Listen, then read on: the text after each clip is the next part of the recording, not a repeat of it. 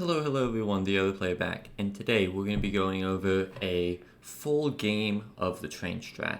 I'm obviously not going to cover like the entirety of the game, but I'm going to cover over all of the portion where we go to the recon and like where we get the recon on the train, and some very important portions later on where we are buying things, how to buy, how to position, and stuff like that.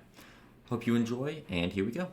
So the first thing you'll notice that we're doing here is we're looking at the map and we're analyzing where the train is because there are certain spots you want it to be in and you don't want it to be in. We also are looking at the circle and we're making sure that most of the train, or at least the portion that we're going to be on it in, is enclosed. Because if it goes out of circle, it can really put you in a bad place. Now, the way that, for those of you who don't know, the way this works is that there's a recon on the train. And that recon will always spawn a recon like on the train, as in like you'll see me going to pick it up right now. It'll always spawn right there, and the flag will always spawn on the train, so you can continuously do recons. Because we previously analyzed the circle, we know that we're going to be always, it will be safe on the train from now until the time that we want to get off. Now we're going to watch around us. You can see we're watching especially this left side here because that's where we're the most threatened and people might be shooting at us, but thankfully it's the start of the game. That's one of the reasons this is a good drop, is at the start of the game people are kind of busy with other stuff. Now sometimes people will drop on the train with you, and you want to try to grab the recon before they do, because otherwise it throws a wrench into your whole plans. Even if you grab it and you all die, that means that they can't get it, and yet at the very least you're preventing another team. As you can see, we very quickly looted it, and we're already starting on these recon contracts. You want to start on them as soon as possible because they take a while to respawn after you finish. You want to have as many people on the recon as possible, doing them as fast as possible. Now you can see that we're still like watching that airport area, but we're not too concerned. This area that we're going into is generally not very populated. People don't really shoot at the train from here, so we don't need to worry about it too much. Now there are some spots that I will tell you guys about because you might want to be on one side rather than the other. But for now, we're just going to be doing recons over and over again. And you won't see me doing it probably immediately, but every so often you'll see me checking the map because we need to gauge where we're going to get off. You want to get off close to one of the inner rings because if you get off at an outer ring, it's going to be very bad. You're gonna have to really go a long way, and you might be fine with the car, but there have been many times where we've been shot off of a car, or we have to get into a firefight, or we've even been blown up before. It's really not a good place to be in, but sometimes it's unavoidable. So we're gonna ride the train for a bit. I'm gonna skip ahead for a while because it's just gonna be us kind of picking up contracts in this area. By the way, I will mention these houses, people really like to hide out in them. I'm going to leave it playing for just a little longer because these houses right here, and there's a set of houses up on the right hand side. We'll see if we look at it. But you can see here, this is where I'm looking at the circle, and we're starting to plan out where we want to be. We're thinking, okay, where are some buildings that we want to hide out in? Where are some places that we could be challenged from? Where's the nearest buy station is also something you have to keep in mind. You need to be able to hit a buy station because you're going to have a lot of cash. The recons will give tons of money, especially if you can go 5 or 6. We actually go 7, I think maybe even 8 here. And that really allows us to be in a good position. You most likely will not be able to do 8 though. You usually will only be able to do 5, maybe 6. By the way, those houses up on the right, we get shot from there a lot. I've had many times where they challenge us, especially since they have view of the train for a very long period of time. Now another thing I'm going to mention is that there's a recon, like one of the flags can spawn on the very back of the train. I would be careful about going there if you know there are people nearby because there's no cover. If there are people behind you, they'll just be able to shoot at you, so you might want to wait on that. There's actually a little spot that's up on the final tank on that cart, and you can sit on that if you find the right area and kind of prone. I will also mention, if you're on this bridge area, make sure you actually realize you're on the bridge. I've had many times where I've had friends just fall off the bridge and then they have to go get a nearby car, which usually isn't too far away, but still. Alright, now we're coming up on the bone zone area, or boneyard, and this is where you really kind of have to be on your game. This is where it's easiest to get shot off, but at the same time it's easiest to challenge because it's very predictable where people will be. There's walls on either side of you a lot of the time, so you can still get protection. And as you can see, we're kind of marking out houses and other possible recons we'll want to do later on. It is a strategy that you don't fully do all your recons on the train, and it's sometimes better to just wait and do another recon somewhere else on your way there. You can see we also have a buy station marked, and I don't have the comms open, but we're always talking through, like, here's a possible house, do we want to sit here, or hey, maybe we should go here to this house. Are there going to be people nearby? You got to keep all this stuff in mind. And by the way, this sometimes happens. You'll see that my friend, I didn't do it myself this game, but he got called what's called train glitched. Being train glitched is where for some reason it shoves you like in between the carts and assumes you got squished by a vehicle. I don't know why it does this, but it does this every so often, so be careful if you're standing in the middle of two carts in like the little junction area. So you can see I'm immediately looking to my left. I'm looking, especially the top of these roofs are usually where people like to sit, and these holes and blown up areas in the wall, that's another area that people really like to go. Even though we see shots, we're obviously not challenging, and because we know that they're already in a firefight, they're not going to be preoccupied with us. You can see I'm still looking on my left there a little bit, kind of trying to see if there's anyone around. But I also know that people from the right, there's a right set of houses, and that little buy station area on the right where the warehouse is, that's another area that you can be shot from. The hills, not so much.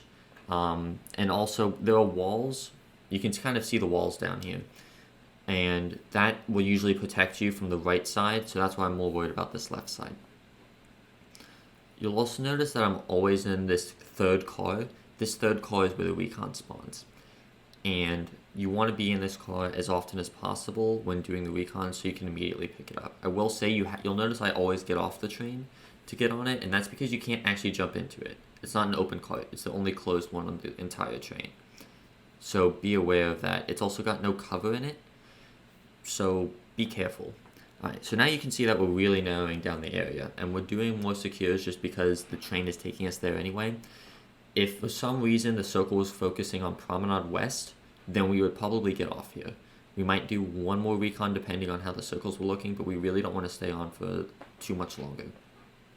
Now, if you're wondering how far you should take this, like let's say you do have the time that we do, 7 circles, I think, there are 7 circles total. You get 1 for free because that's the one at the beginning of the game, but after 6 recon contracts, you'll see that one, that's the final circle before it starts moving.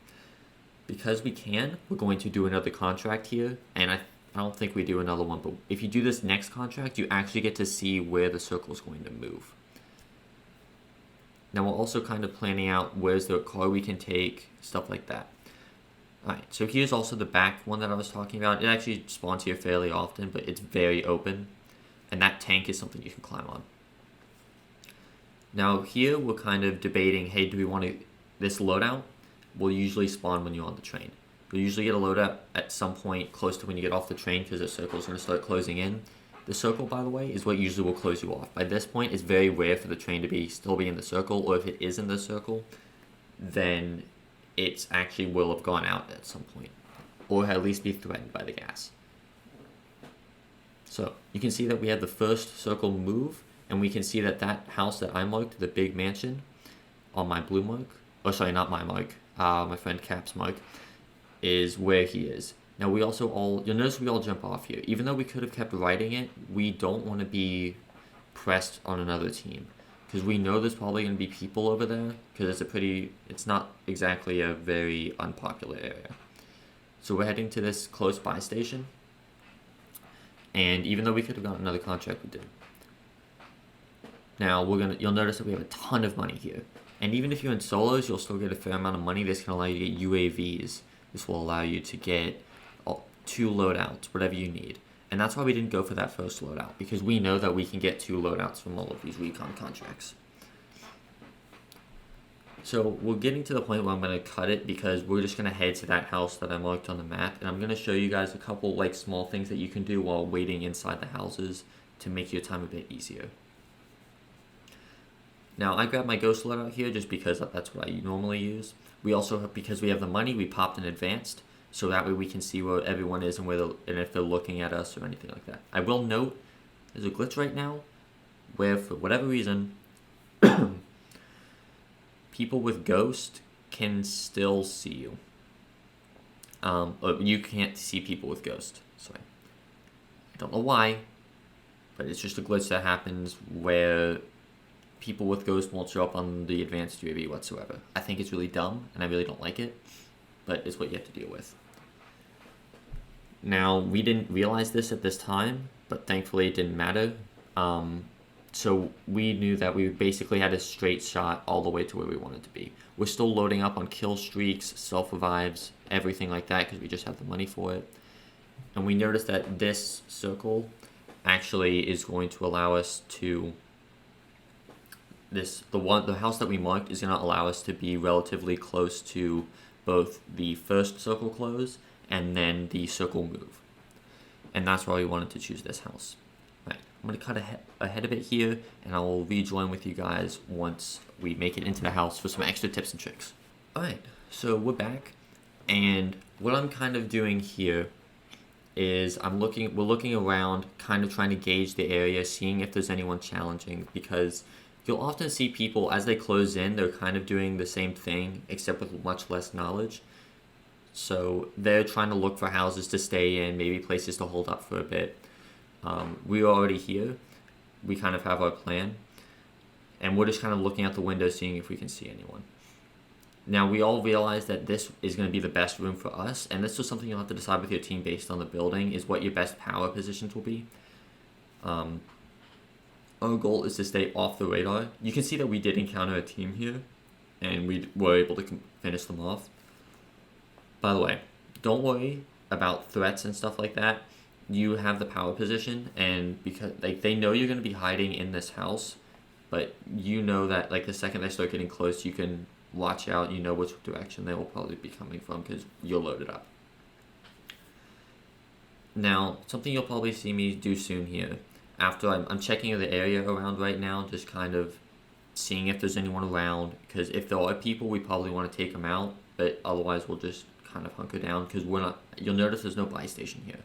If there is a buy station nearby, feel free to challenge a lot more, but we don't, our plates are kind of at a static number for now. They can only go down, so we don't want to risk losing too much.